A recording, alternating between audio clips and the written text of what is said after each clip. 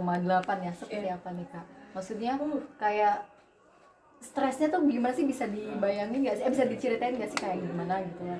Sebenarnya nggak cuma stres aja sih, lebih ke excited gitu loh, kayak excited tapi juga riweh ya kemarin. Cuman alhamdulillah mungkin karena memang di bidang aku di manajemen, S1 pun aku juga manajemen, jadi aku bisa lebih mudah memahami apa yang dipaparkan oleh dosen di kelas.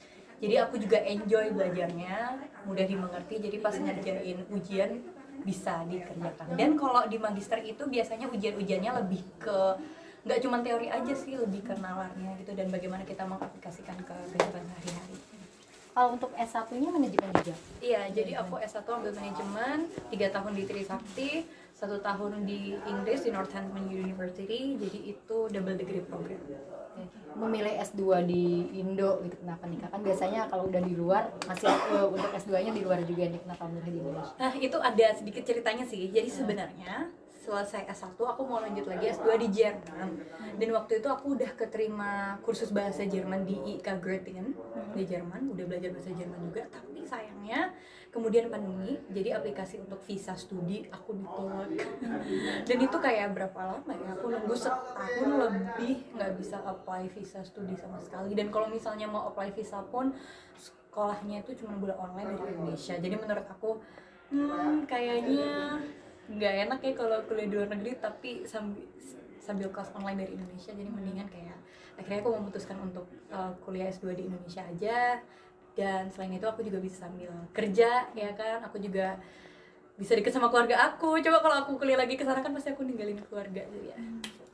Untuk pelajarannya itu melalui online full kah atau melalui tatap muka langsung Kak?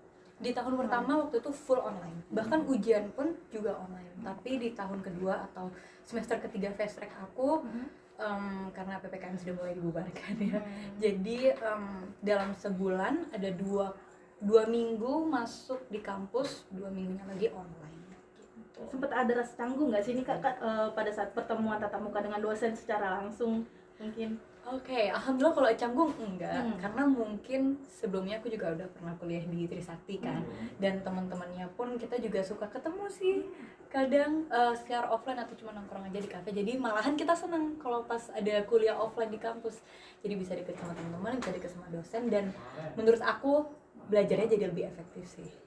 Kak, mungkin support sistem kakak nih selama menyelesaikan kuliah S2 ini seperti apa sih Kak? Yang pertama memang dari keinginan sendiri ya, jadi kayak aku harus memotivasi diri sendiri, aku bisa sambil kerja dan kuliah gitu.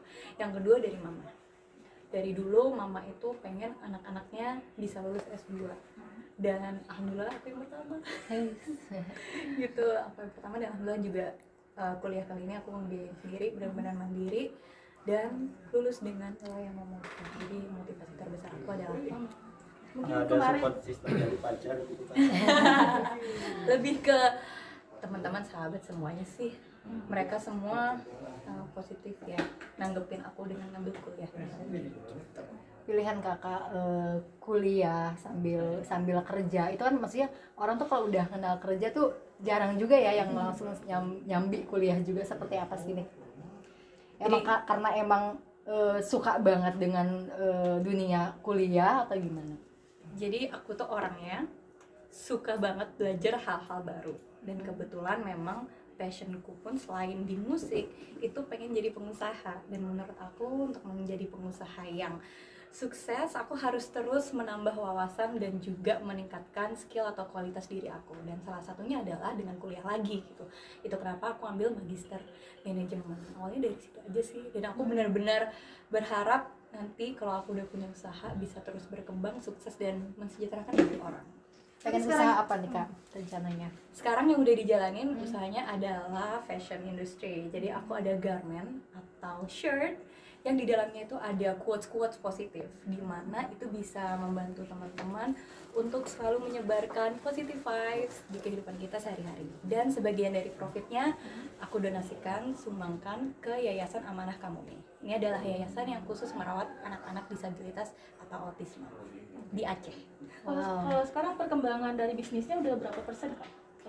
Alhamdulillah sih sebenarnya aku nggak langsung kayak nggak stabil benar-benar terus produksi, kita per batch bikinnya per season, tapi antusias dari para konsumen tuh luar biasa.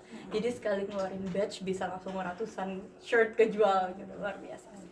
Oke, 2023 kan maksudnya pencapaiannya apalagi nih yang belum, maksudnya bisnis iya, S2 udah gitu, apalagi nih yang kakak pengenin kak? Yang pertama pastinya terus berkarya sih. Buat lagu kemarin aku barusan rilis single terbaru aku sama Mas Ade Govinda, judulnya Sehidup Mati. Seru banget. Terus selain karya yang jelas itu adalah aku pengen banget, ini ada swifting from my career sih, tapi aku pengen banget punya pengalaman bekerja. Karena menurut aku menjadi pengusaha yang sukses, kita nggak cuman belajar doang, tapi juga kita harus mengerti prakteknya sehari-hari. Kalau aku jadi karyawan, aku bisa mengerti jadi karyawan. Nanti kalau aku udah jadi pengusahanya, aku tahu bagaimana cara memperkerjakan karyawanku dengan baik. Berarti akan memilih karir kantoran apa entertainment? Pengennya tetap di entertainment, tapi mungkin nanti ambil internship juga sih untuk banyak belajarnya.